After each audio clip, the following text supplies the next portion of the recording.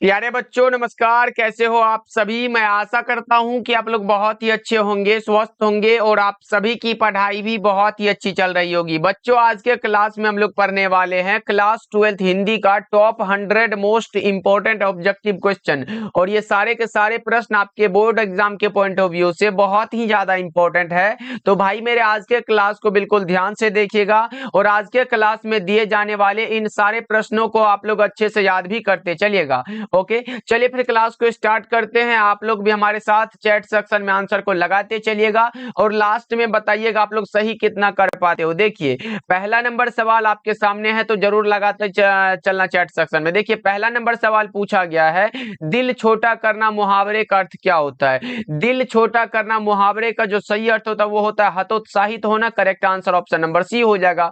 1 का सी लगाओ बच्चों और हमारे साथ आंसर को लगाते चलो, रिवीजन करते चलो। चलो देखो अब दूसरा नंबर सवाल ये रहा आपके सामने, बताओ दूसरा नंबर सवाल है खिल्ली उड़ाना मुहावरे का अर्थ क्या होता है। बहुत ही अच्छा प्रश्न है, कई बार पूछा गया है कि खिल्ली उड़ाना मुहावरे का अर्थ क्या होता है, तो वो हो जाता है व्यंग्य करना। करेक्ट आंसर कौन सा होगा, 2 का correct answer option number A होगा। सारे के सारे बच्चे याद रखोगे, बहुत ही इंपॉर्टेंट प्रश्न है। चलो आगे बढ़ते हैं बच्चों। तीसरा नंबर सवाल देखिए आपसे पूछा जा रहा है घर का न घाट का। घर का न घाट का मुहावरे का अर्थ क्या होता है। ये सारे के सारे इंपॉर्टेंट मुहावरा है भाई, इसको याद कर लेना। घर का न घाट का मुहावरे का अर्थ होता है कहीं का नहीं। कौन सा बच्चों, करेक्ट आंसर सी हो जाएगा। आप लोगों ने देखा होगा, देख रहे हो वो ना तो घर का रहा ना घाट का, मतलब वो कहीं का नहीं रहा। Correct answer option number C हो जाएगा। सारे बच्चे लगाते चलो आंसर, बहुत ही इंपॉर्टेंट क्लास है और लास्ट में बताना कितना सही कर पाए हो। देखिए फोर्थ नंबर सवाल है गांव का घर कविता के कवि कौन है। देखो गांव का घर जो कविता है ये हमारे ज्ञानेंद्र पति के द्वारा लिखे गए हैं। करेक्ट आंसर डी हो जाएगा। क्या लगाओगे बच्चों, ऑप्शन नंबर डी होगा। ओके जैसे रघुवीर शाह अधिनायक पे लिखे हैं, अशोक वाजपेयी जो लिखे हैं वे लिखे हैं हारजीत को। और मुक्ति बोध की कौन सी रचना है बच्चों, एक बार चैट सेक्शन में जल्दी जल्दी से बता दो। जन जन का चेहरा एक गजानन माधव मुक्ति बोध के द्वारा लिखा गया। सारे प्रश्नों को याद करते चलो। देखो पांचवा नंबर सवाल पूछा जा रहा है ज्ञानेंद्र पति का जन्म कहां हुआ था। ज्ञानेंद्र पति का जन्म हुआ था पथरगामा गोड्डा झारखंड में हुआ था। क्या बच्चों, पथरगामा गोड्डा झारखंड में। करेक्ट आंसर बी हो जाएगा। 5 का बी लगाओ बच्चों, सही हो जाएगा। चलो जी आगे बढ़ते हैं। मात्र 100 ऑब्जेक्टिव है, इसको याद कर लेना। और बच्चा पार्टी एक इंपॉर्टेंट नोटिस ये देना था कि बच्चों हमारा जो नोट्स तैयार हो रहा था वो अब पूर्णतः तैयार हो चुका है। चाहे आप कोई भी सब्जेक्ट का लो, ओनली 199 रुपीज में आप करोगे और आपके बोर्ड एग्जाम में 100% पूछे जाएंगे भाई। पिछले साल भी हमने नोट्स दिया था और बच्चों का ये कमेंट आया था भाई एकदम 100% लग गया था जितना भी बनाना होता है। देखो अगर फिजिक्स की बात कर ले तो 2 गुना क्वेश्चन रहेगा भाई, जिसमें कि सारा कुछ दिया जाएगा। 200 ऑब्जेक्टिव रहेगा, शॉर्ट क्वेश्चन भी रहेगा और लॉन्ग क्वेश्चन, जो कि बहुत ही मेहनत से बनाया गया है। इस नंबर पे कांटेक्ट करके आप लोग ले सकते हो, तो जरूर मैसेज करिएगा, कॉल करिएगा। ओके यहाँ पे लिख दे रहा हूँ, यहाँ पे मैसेज करना कॉल करना आपको दे दिया जाएगा। देखो हार जीत कैसी कविता बच्चों, आओ क्वेश्चन की ओर बढ़ते हैं। हार जीत कैसी कविता है, तो एक प्रकार का क्या है, गद्य कविता है और ये लिखा गया किसके द्वारा, अशोक वाजपेयी के द्वारा। चलो जी आगे बढ़ते हैं। 7 नंबर सवाल देखिए, हार जीत कविता में अशोक वाजपेयी के क्या किस काव्य संकलन से लिया गया। हार जीत जो कविता है जो कि अशोक वाजपेयी की रचना है, लेकिन ये किस काव्य संकलन से लिया गया, तो ये लिया गया कहीं नहीं वही रचना से। 7 का करेक्ट आंसर ए हो जाएगा। चलो 8 नंबर सवाल देखिए बच्चों, पूछा जा रहा है प्यारे नन्हे बेटे को कविता में लोहा किसका प्रतीक है। प्यारे नन्हे बेटे को कविता में लोहा प्रतीक होता है कर्म का। किसका बच्चों, कर्म का। अगर पूछा जाए प्यारे नन्हे बेटे को कविता किसके द्वारा लिखा गया, तो क्या लगाओगे बच्चों, एक बार चैट सेक्शन में बता दो जल्दी जल्दी से। प्यारे नन्हे बेटे को कविता किसके द्वारा लिखा गया, तो आप लगाओ सर विनोद कुमार शुक्ल के द्वारा ये लिखा गया। चलो आगे बढ़ते हैं। 9 नंबर सवाल देखिए, मेहनत कश और औरत को कवि ने किस रूप में देखा है। यह देखा है लोहा के रूप में। किस रूप में बच्चों, लोहा के रूप में। 9 का करेक्ट आंसर बी हो जाएगा। चलो जी आगे बढ़ते हैं। 10 नंबर सवाल देखो, रघुवीर सहाय के पिताजी का नाम क्या था। रघुवीर सहाय के पिताजी का जो नाम था वो था हरदेव सहाय। क्या नाम था बच्चों, हरदेव सहाय। राइट आंसर भी हो जाएगा। चलो जी 11 नंबर सवाल देखिए, अधिनायक के रचयिता कौन है? अधिनायक के रचयिता का नाम जल्दी जल्दी से बताओ बच्चा पार्टी। तो यह लिखा गया है रघुवीर सहाय के द्वारा, हमने कई बार बता चुका है। 11 का करेक्ट आंसर बी हो जाएगा। चलो आगे बढ़ते हैं बच्चों। 12 नंबर सवाल देखिए, रघुवीर सहाय किस काल के रचनाकार हैं? रघुवीर सहाय की बात हो तो यह है आधुनिक काल के रचनाकार। करेक्ट आंसर डी होगा बच्चा पार्टी। ये सब आसान आसान प्रश्न है, आप लोगों से बन जाना चाहिए। चलो आगे बढ़ते हैं। 13 नंबर सवाल देखिए, नए साहित्य का सौंदर्य शास्त्र के लेखक कौन है? देखो अगर रहे दलित साहित्य का सौंदर्य शास्त्र के लेखक कौन है, तब आप लगाते ओम प्रकाश वाल्मीकि, लेकिन यहाँ नए साहित्य का है तो आप लगाओगे सर मुक्तिबोध की रचना है। करेक्ट आंसर बी हो जाएगा।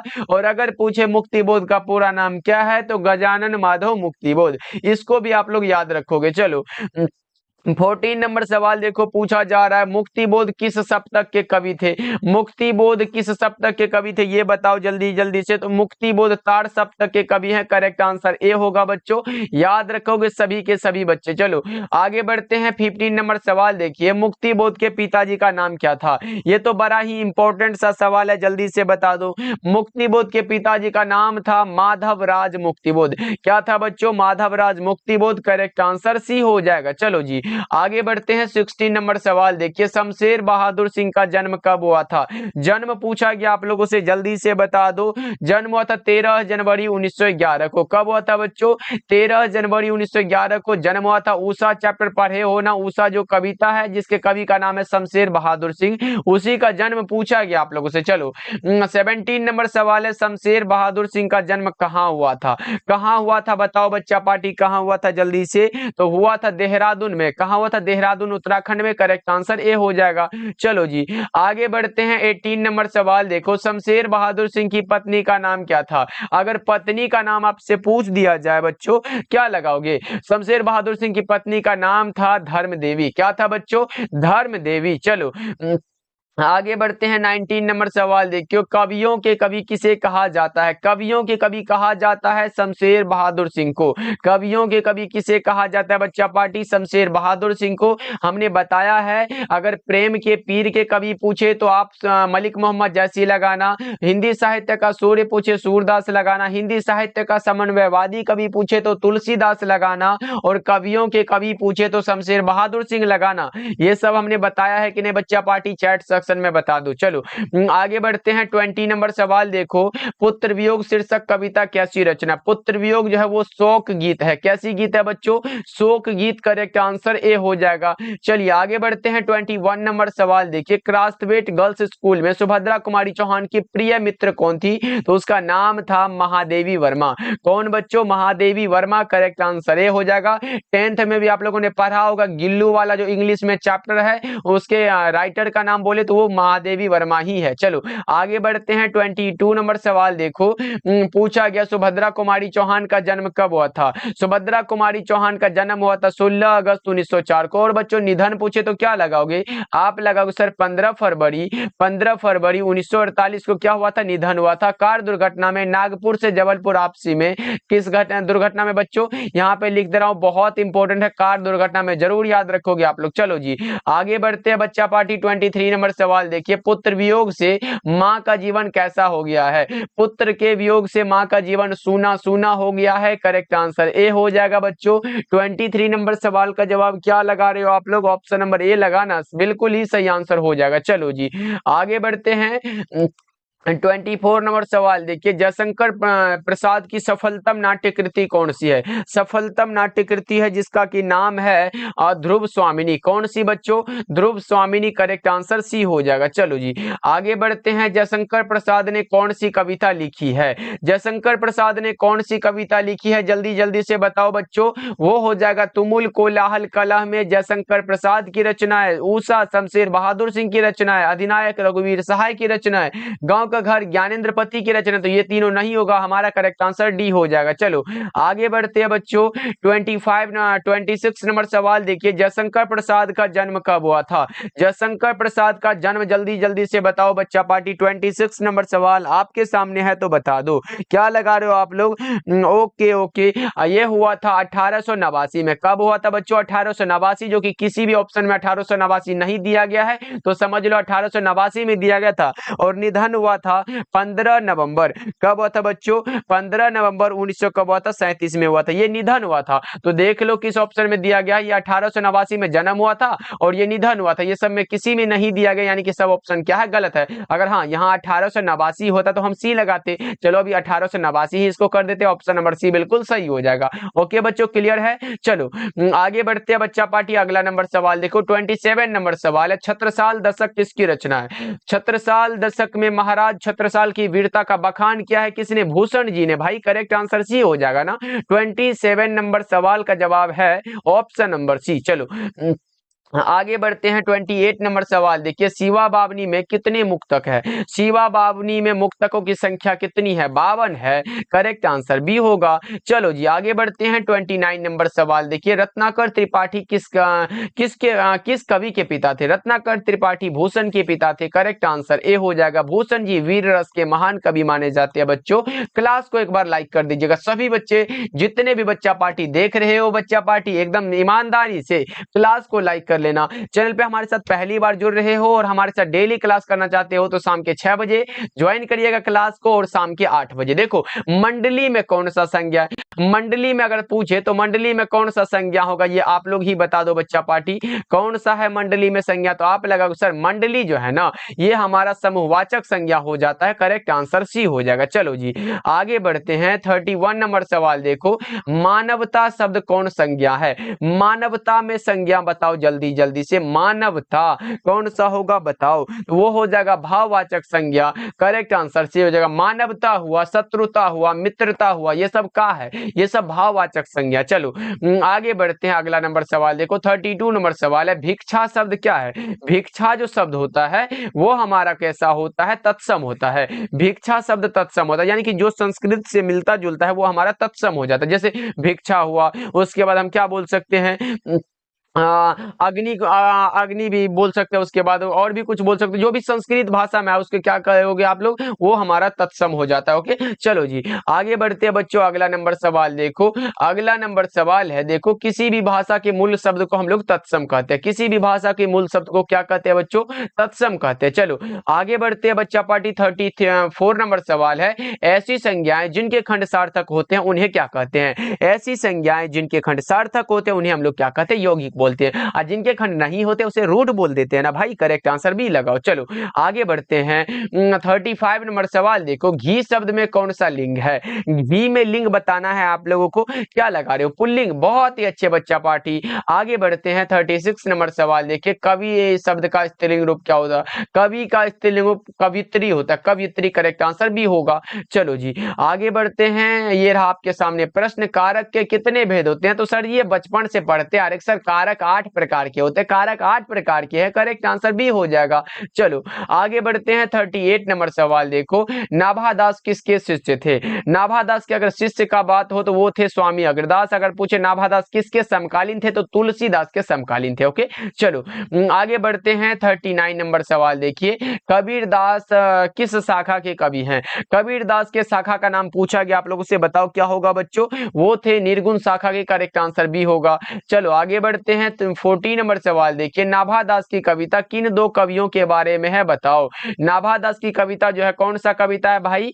वो छप्पे वाला जो कविता पढ़ते हो ये नाभादास की रचना है और इसमें दो कवियों के बारे में बताएगा, कबीरदास एवं सूरदास के बारे में, करेक्ट आंसर भी हो जाएगा। चलो आगे बढ़ते हैं। 41 नंबर सवाल देखिए, निम्नलिखित में कौन सी रचना नाभादास की है?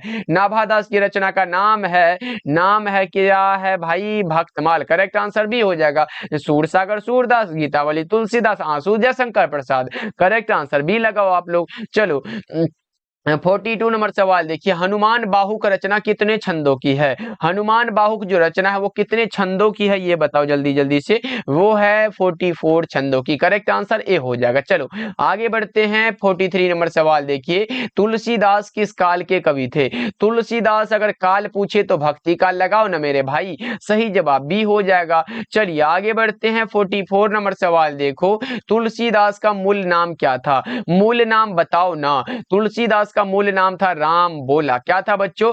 राम बोला। सही जवाब बी होगा। चलो आगे बढ़ते हैं। 45 नंबर सवाल देखिए, रामचरितमानस किनकी रचना है? रामचरितमानस आए, विनय पत्रिका आए, गीतावली आए, कवितावली आए, ये सारे के सारे रचना है हमारे तुलसीदास की। करेक्ट आंसर बी हो जाएगा बच्चों। ये सब आसान आसान प्रश्न है और आपसे गलत नहीं होगा, ये हमें पूर्ण उम्मीद है। ओके चलो देखो अगला नंबर सवाल देखिए, इनमें कौन सी रचना तुलसीदास की नहीं है? नहीं है पूछा गया, राधा स्तुति इनकी रचना नहीं है। करेक्ट आंसर डी होगा। चलो आगे बढ़ते हैं बच्चा पार्टी। अगला नंबर सवाल देखो, 47 नंबर सवाल है, सूरदास के संकलित पदों में कौन सा रस है? सूरदास के संकलित पदों में वात्सल्य रस है। कैसा रस है बच्चों? वात्सल्य रस है। करेक्ट आंसर क्या लगा रहे हो 47 का बच्चों? एक बार देख लिया जाए।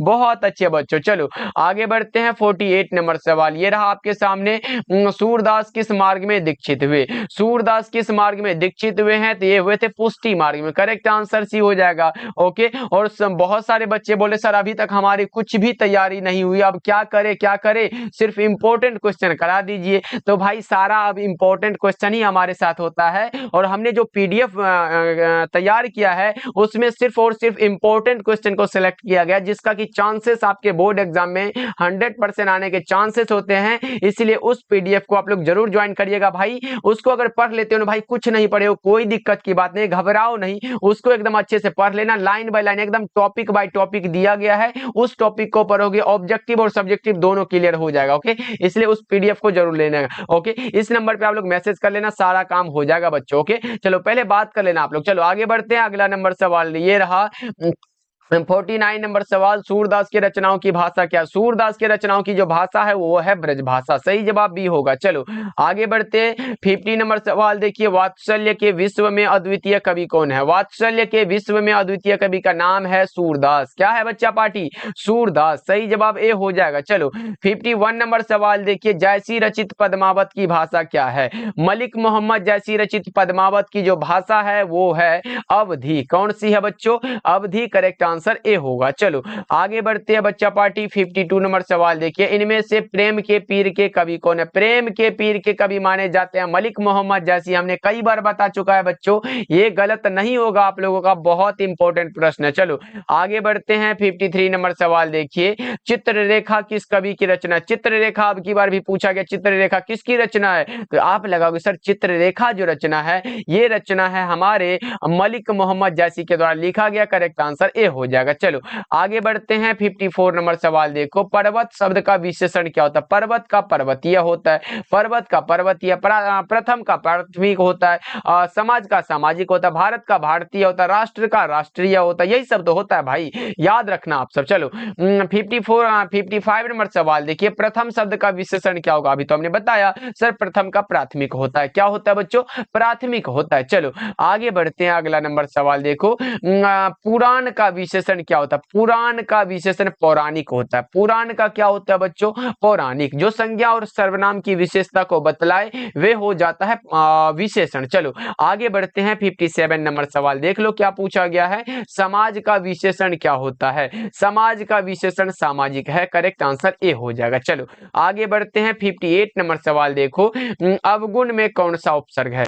अवगुण, अव और गुण, कौन सा? अवगुण हमारा अब जो है ये उपसर्ग हो जाएगा। चलो आगे बढ़ते हैं बच्चों।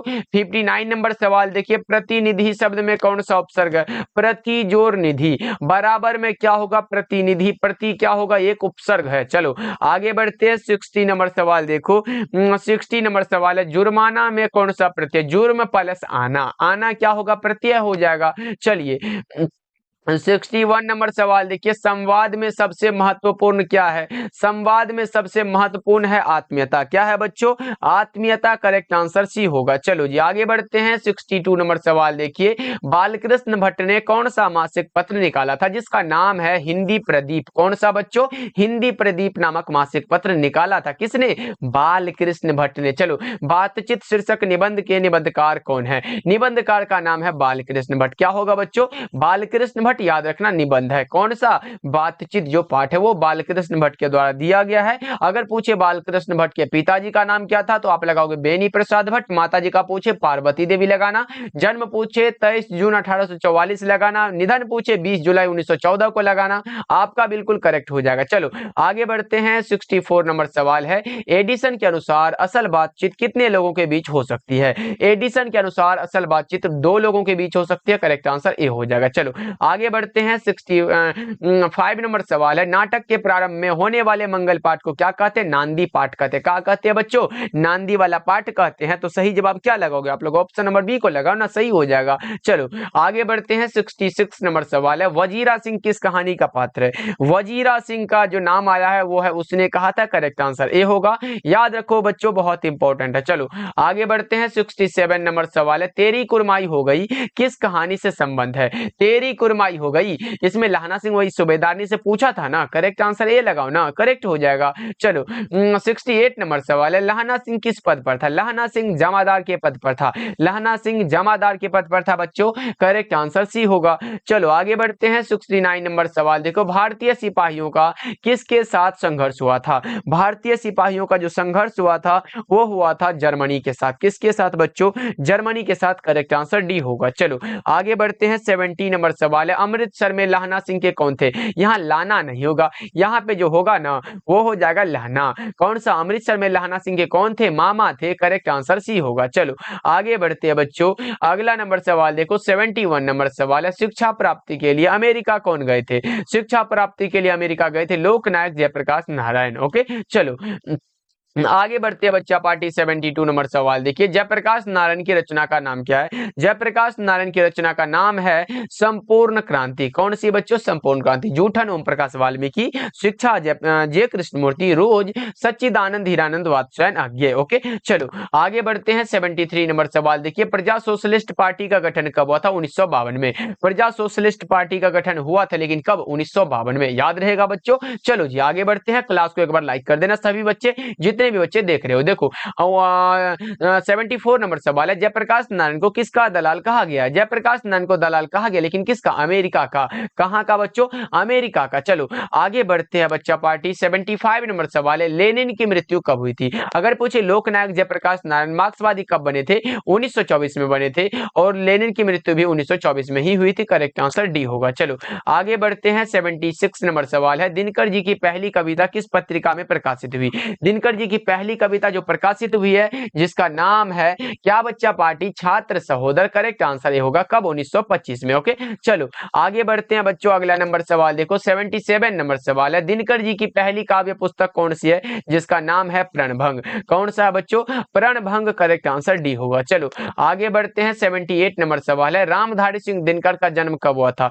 रामधारी सिंह दिनकर का जन्म बताओगे क्या आप लोग बच्चा पार्टी? 78 नंबर सवाल है आपके सामने। आप लगाओगे सर 23 सितंबर 1908 को हुआ था। करेक्ट आंसर ए होगा। चलो आगे बढ़ते हैं। अगला नंबर सवाल 79 नंबर सवाल है, संस्कृति के 4 अध्याय किसकी रचना? संस्कृति के 4 अध्याय रचना है रामधारी सिंह दिनकर की। किसकी बच्चों? रामधारी सिंह दिनकर की। चलो आगे बढ़ते हैं। 80 नंबर सवाल देखो, निम्न में से किस कहानी में गैंग्रीन का उल्लेख है?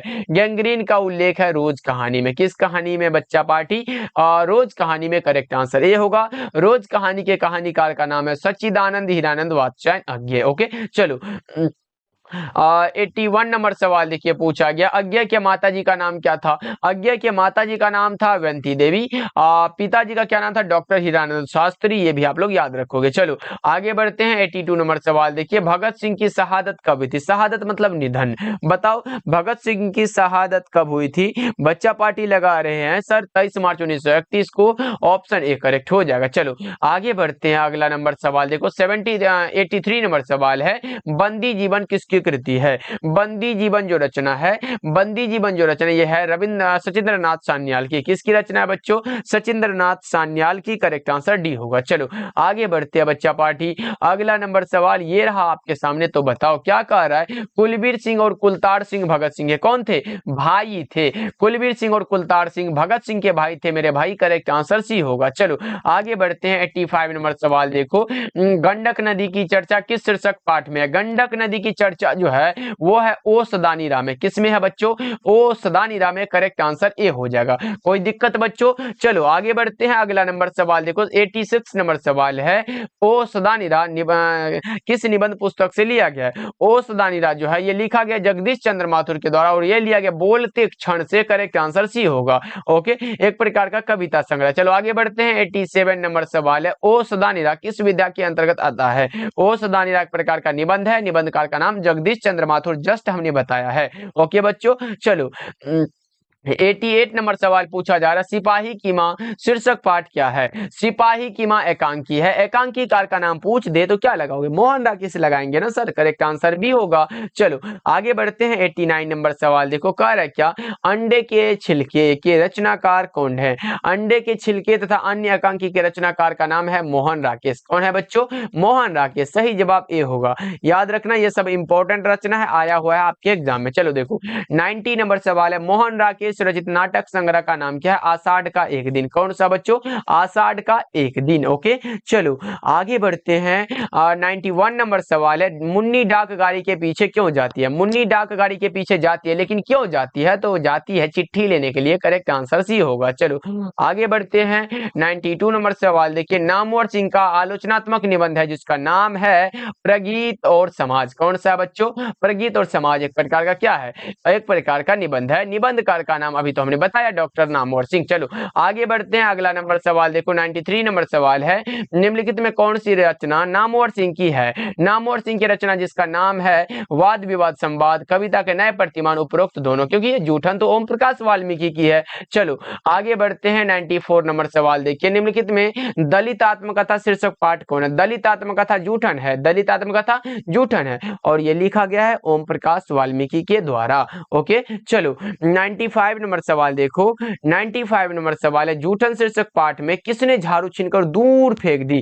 किसने फेंकी थी ये बताओ जल्दी जल्दी से बच्चा पार्टी। आप लगा रहे हो लेखक के पिताजी ने, क्योंकि लेखक को देखिए स्कूल में ये झाड़ू लगा रहे थे। मुंशी जी ये क्या कर रहे हो? झाड़ू लगा रहे हो। करेक्ट आंसर ए होगा ना भाई। करेक्ट आंसर ए लगा सकते हो आप लोग। चलो आगे बढ़ते हैं। अगला नंबर सवाल देखो, 96 नंबर सवाल है, हंसते हुए मेरा अकेलापन शीर्षक पाठ क्या है? हंसते हुए मेरा अकेलापन डायरी है। कौन सा है बच्चों? डायरी है। करेक्ट आंसर सी हो जाएगा, मलिया जी के द्वारा लिखा गया। चलो आगे बढ़ते हैं बच्चा पार्टी। 97 नंबर सवाल देखो, ये रहा आपके सामने, तिरीच शीर्षक पाठ में लेखक के पिताजी कितने साल के हैं? तो ये हैं 55 साल के। करेक्ट आंसर सी होगा। चलो आगे बढ़ते हैं। 98 नंबर सवाल है, शिक्षा शीर्षक पाठ के अनुसार सत्य की खोज तभी संभव है जब क्या हो? शिक्षा शीर्षक पाठ के अनुसार सत्य की खोज तभी संभव है जब हो स्वतंत्रता। कौन सा हो बच्चों? स्वतंत्रता हो। करेक्ट आंसर ए होगा। चलो जी आगे बढ़ते हैं बच्चा पार्टी। अगला नंबर सवाल ये रहा, शिक्षा शीर्षक पाठ क्या है? शिक्षा जो पाठ है यह है शिक्षा शास्त्र। क्या है बच्चों?